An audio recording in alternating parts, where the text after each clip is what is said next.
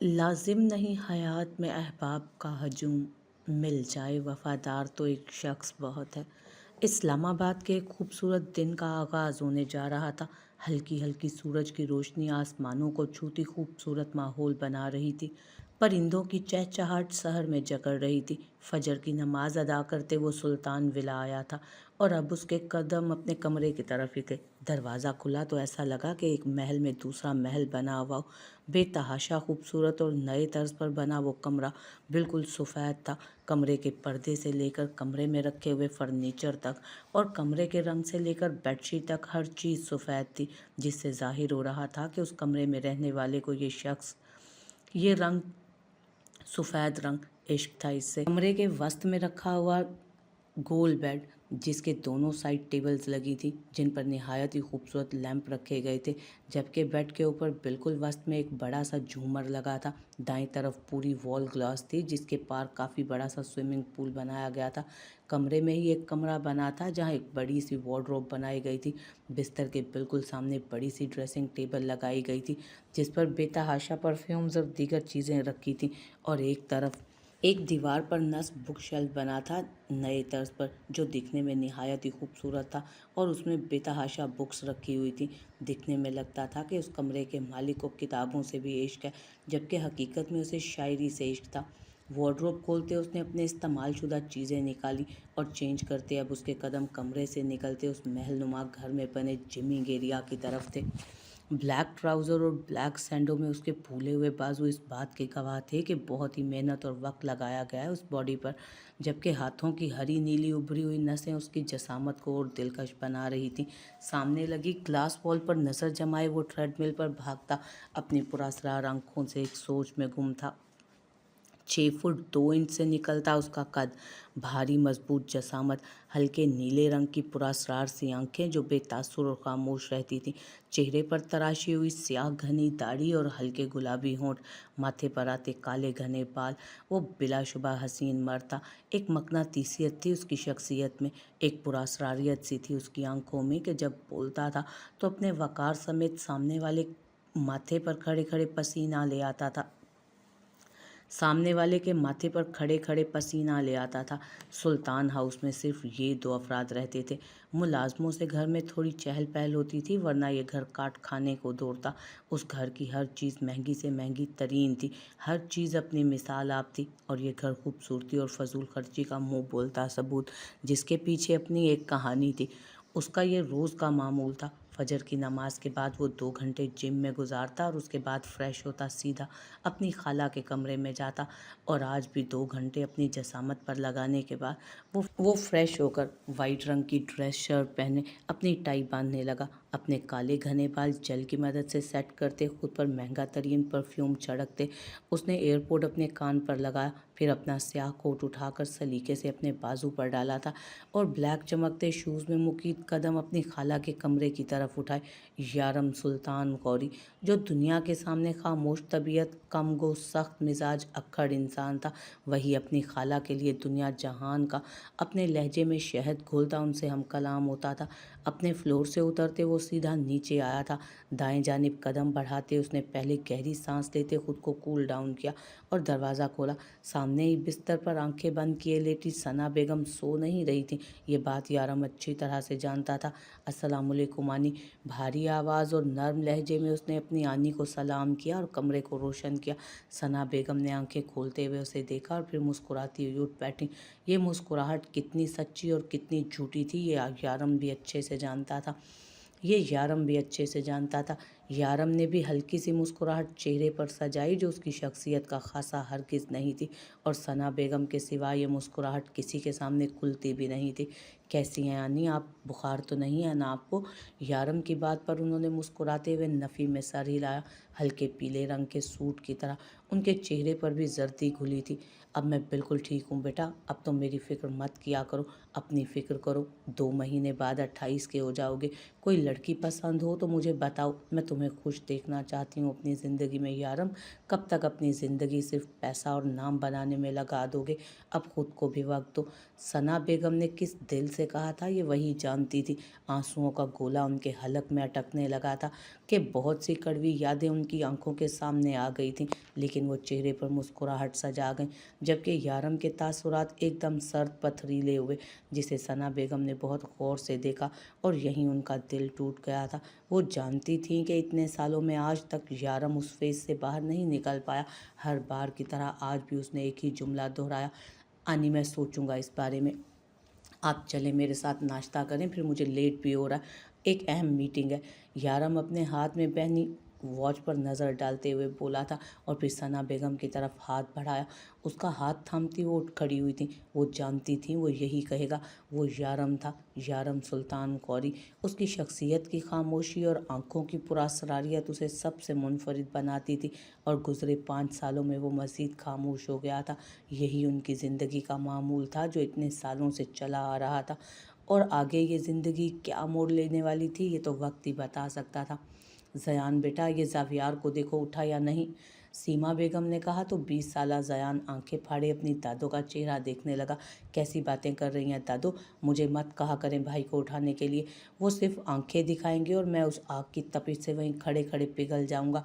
आप प्लीज़ किसी मुलाजमा को कह दें। निगहत बेगम और वजाहत सिकंदर के 3 बेटे थे। पहले 2 जुड़वां ज़ावियार सिकंदर और अलमीर सिकंदर 27 साला नौजवान और खूबसूरत मर्द थे दोनों, जबकि उनसे 7 साल छोटा ज़यान सिकंदर था, जो खुद भी अपने भाइयों की तरह बेहद हैंडसम और खूबसूरत था। दादो ने मुस्कुराते हुए सर नफ़ी में हिलाया और मुलाजमा को आवाज़ लगाने के लिए अपना मुँह खोला ही था जब सामने नक्सक सताया ज़ावियार वजाहत सिकंदर नीचे ही आ रहा था। गोरी रंगत में सुर्खी घुली थी, जबकि सुरमई आंखें हमेशा की तरह संजीदा तासुरात लिए हुए थी। ब्राउन ड्रेस, पैंट पर वाइट शर्ट, उसके साथ डार्क ब्राउन कलर का ही कोट पहने। उस पर हल्की दाढ़ी थी जो ज़ावियार वजाहत सिकंदर पर खूब जचती थी। जेट ब्लैक रंग के ही घने बाल वो हाथ की मदद से ऊपर करता संजीदा तासुरात के साथ नीचे आया। अरे मेरा बच्चा उठ गया, सीमा बेगम ने मुस्कुराते हुए उसके पास जाकर कहा, तो वो भी उन्हें खुद से लगाता अपने साथ लिए डाइनिंग की तरफ बढ़ा था, जहाँ वजाहत साहब ऑलरेडी हाथ में अखबार लिए बैठे थे, जिन्हें वो हल्का सा मुस्कुरा कर देखता अपनी दादों के लिए चेयर घसीट कर उन्हें आराम से उस पर बिठा गया। वो खुद भी उनके बराबर आन बैठा था। How are you dad? Juice का ग्लास मुंह से लगाते वजाहत साहब से पूछा तो वो भी इस बात में सर हिलाते मुस्कुराते नाश्ता करने लगे। तो वो भी इस बात में सर हिलाते मुस्कुराते हुए नाश्ता करने लगे। हे ब्रो, मुझे आज यूनिवर्सिटी में फॉर्म जमा करवाना है और फिर अपने दोस्तों को ट्रीट भी देनी है, इसलिए आपका कार्ड चाहिए। ज़ायान ने ज़ावियार के सामने बैठते उसे कहा तो ज़ावियार ने जूस का घूंट भरते ज़ायान को देखा। कैसी ट्रीट? ज़ावियार की भारी आवाज़ पर ज़ायान ने थूक निकला था। भाई वो मैं क्लियर हो गया ना सेमेस्टर में, इसलिए बाकी सब रह गए तो मुझसे ट्रीट मांग रहे हैं। ज़ायान ने दांतों की नुमाइश करते बताया तो ज़ावियार ने संजीदा चेहरे के साथ आंखें घुमाते दोबारा जूस का ग्लास मुंह से लगाया, जबकि दादो भी दबा दबा सा हंसने लगी और वजाहत साहब भी अफसोस से नफ़ी में सर हिलाने लगे। तुमने कौन सा टॉप कर लिया? अल्लाह अल्लाह करके चंद मार्क्स से तो तुम क्लियर हुए हो। ज़ावियार के जुमले पर ज़ायान के दांत अंदर हुए और उसकी मीसने सी शक्ल बनती दादो को उसने देखा था और उसने मीसने सी शक्ल बनाते दादो को देखा। भाई प्लीज़ ना, मेरे लिए बड़ी बात है कि मैं क्लियर भी हो गया, वरना मेरे ग्रुप के सारे दोस्त कहीं ना कहीं रह गए।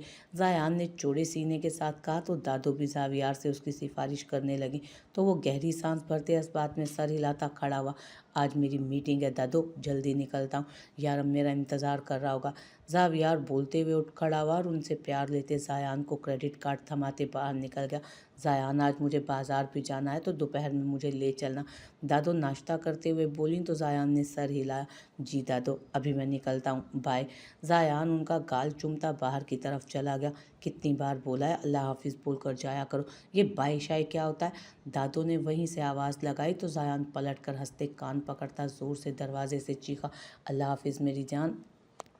वो कहता हुआ भाग गया, जबकि उसकी हरकतों पर दादो नफ़ी में सर हिलाती हंसती हुई नाश्ते की तरफ मुतवज्जो हुई और फिर वजाहत साहब से बातों में मशगूल हो गई।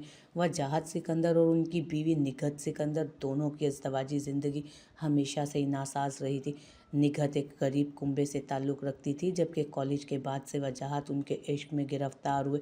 انہیں اس سے کوئی سروکار نہیں تھا کہ نگہت غریب گھرانے سے، وہ ہمیشہ سے اس کلاس ڈفرنس کے خلاف تھے، جبکہ نگہت بھی ان کے ساتھ مل کر ایک محبت کی داستان رقم کرنے نکل چکی تھیں۔ وہ بے شک ایک غریب خاندان سے تعلق رکھتی تھیں، لیکن وہ بہت خوبصورت دوشیزہ تھیں۔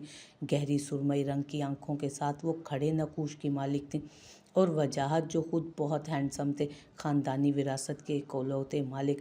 نگہت نے ان سے محبت کا اظہار کر دیا، اور چونکہ سیما بیگم ایک اچھی اور نیک خاتون تھی، انہوں نے بیٹے کی پسند کو ترجیح دی اور شادی کروا دی۔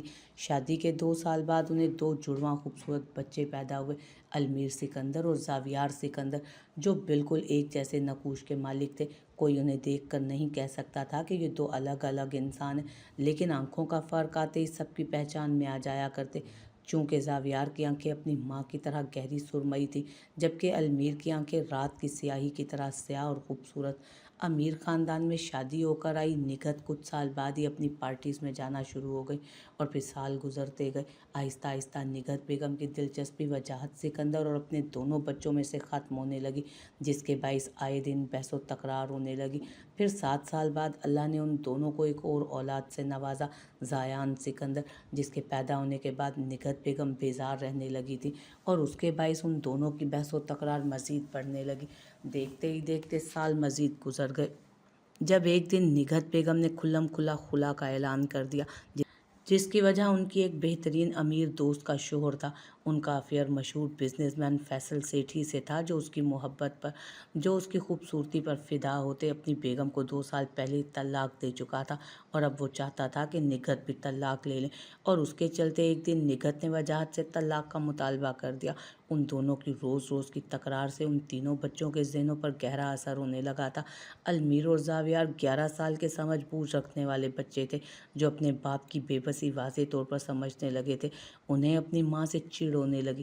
وہ دیکھ سکتے تھے کہ ان کی ماں کس طرح رات دیر دیر تک گھر واپس آتی، بولڈ ڈریسنگ کرنے لگی تھی وہ، اور ان پر توجہ اور محبت تو صرف مطلب کے طور پر ہی دیتی تھی۔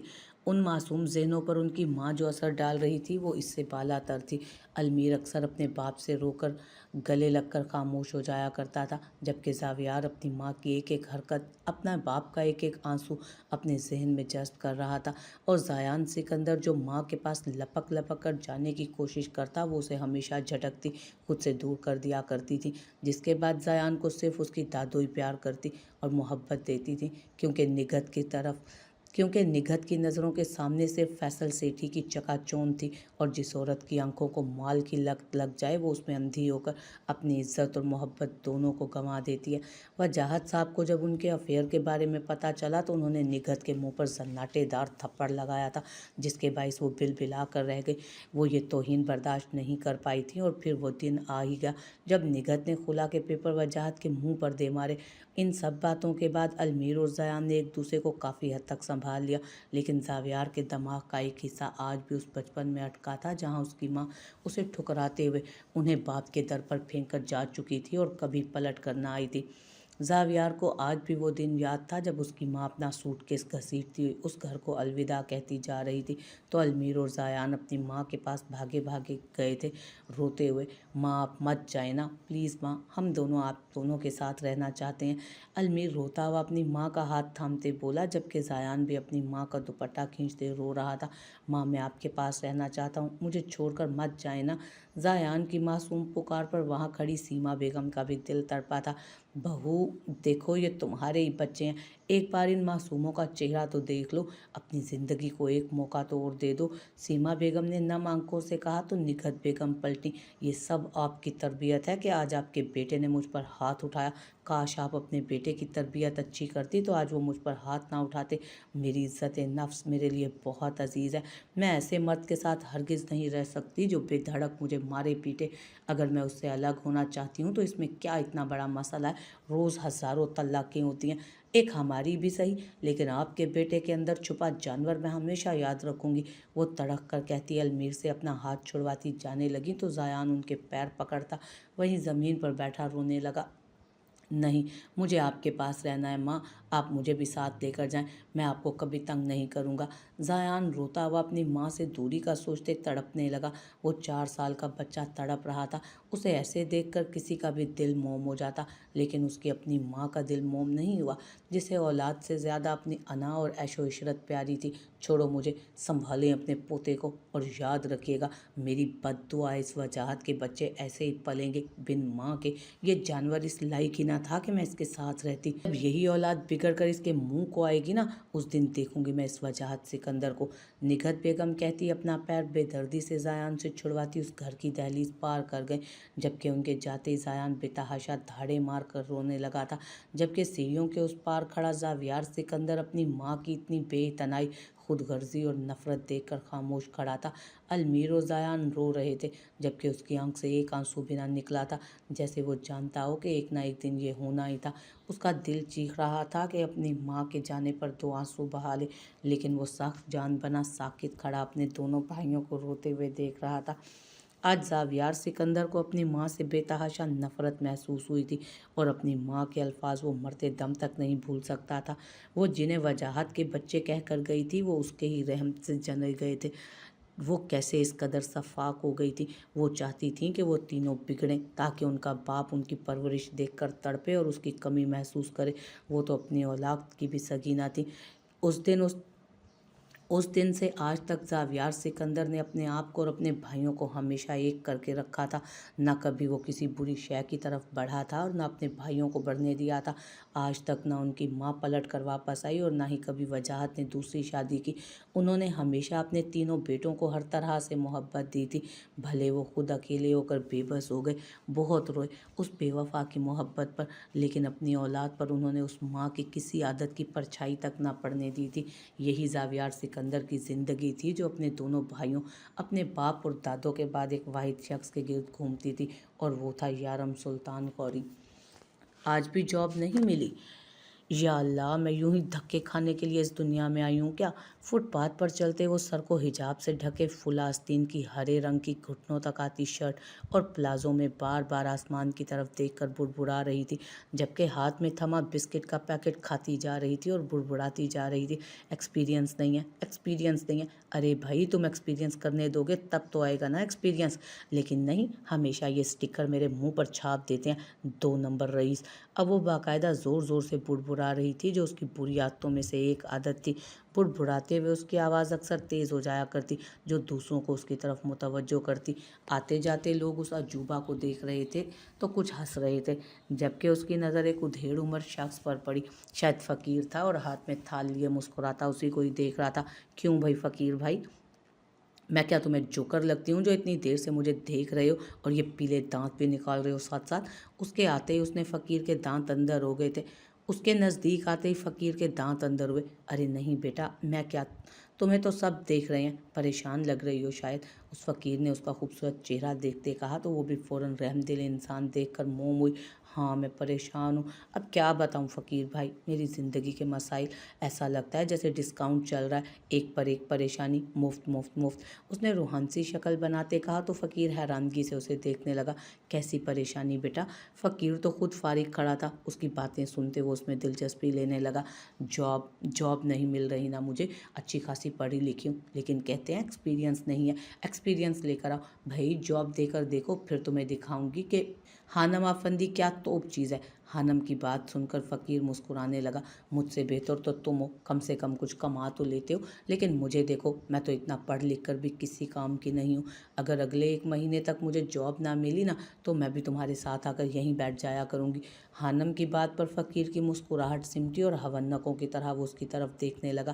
ارے ایسے کیا دیکھ رہے ہو، میری مدد کر دینا، جانتی ہوں تمہارا سٹاپ ہے یہ، تھوڑی سی ٹپس دے دینا، بس پھر میں خود ہی کسی دوسرے سٹاپ پر بیٹھ کر مینیج کر لوں گی۔ اس کی باتوں سے فقیر کو وہ کوئی پاگل ہی معلوم ہوئی تھی۔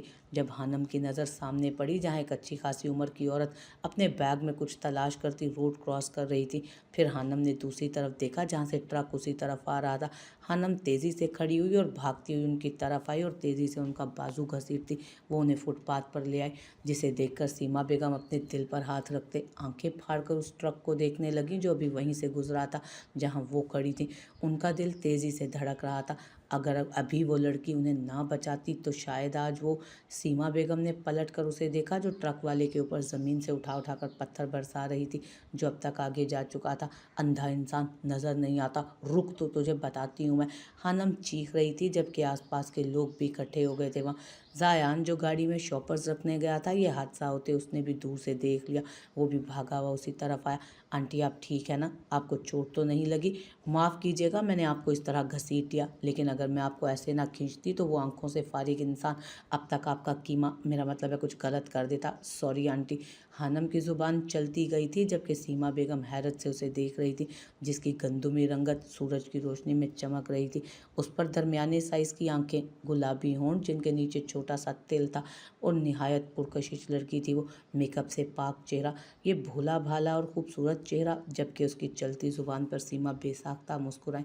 چندا آپ معافی کیوں مانگ رہی ہیں؟ غلطی تو میری ہے نا، میں بنا دیکھے روڈ پر چل رہی تھی، آپ نے میری جان بچائی، یہ تو احسان کر دیا نا آپ نے مجھ پر۔ سیما بیگم کی ساری بات تو سمجھ آ گئی تھی، لیکن شاید وہ اس کا نام غلط لے رہی تھی۔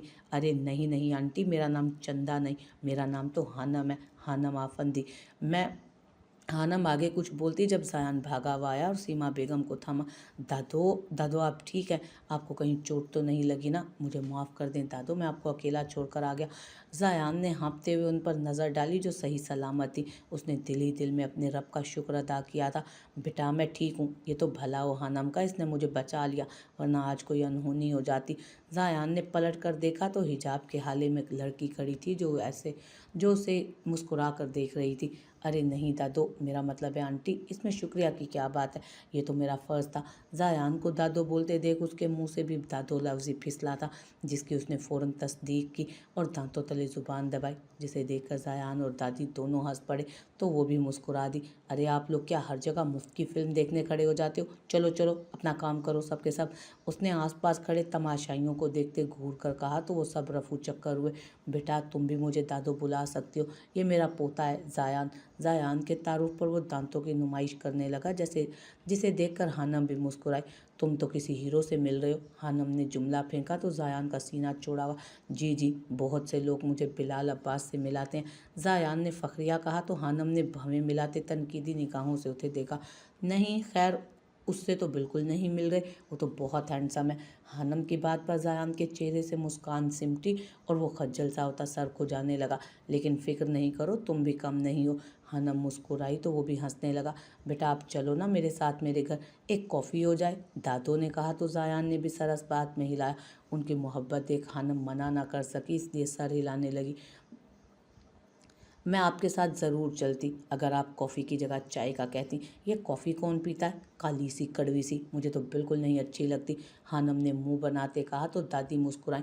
ارے بیٹا میں تو خود چائے پیتی ہوں، میرا بڑا پوتا ہے نا وہ پیتا ہے کافی، یہ آج کل کے بچے اور ان کے شوق ہیں، تم چلو میں تمہیں چائے پلاؤں گی، دادو نے کہا تو خانم مسکرائی۔ چلیں ٹھیک ہے، ویسے میں کسی کے گھر جاتی تو نہیں ہوں، لیکن آپ پیاری سی دادو اور یہ آپ کا ہیرو پوتا مجھے اچھے لگے ہیں، اس لیے آپ کے ساتھ ایک کپ چائے کا تو میں پی ہی سکتی ہوں، خانم نے کہا تو دادی بھی ہنستی اس کا ہاتھ تھامتی آگے بڑھی، جبکہ زایان جس کو ہیرو کا لقب مل گیا تھا وہ تو آسمانوں پر جا بیٹھا تھا۔ اسے یہ خانم لڑکی بہت اچھی لگی تھی، اس لیے وہ اور دادو خوشی خوشی اسے اپنی کار میں بٹھاتے سکندر ہاؤس کے لیے روانہ ہو گئے۔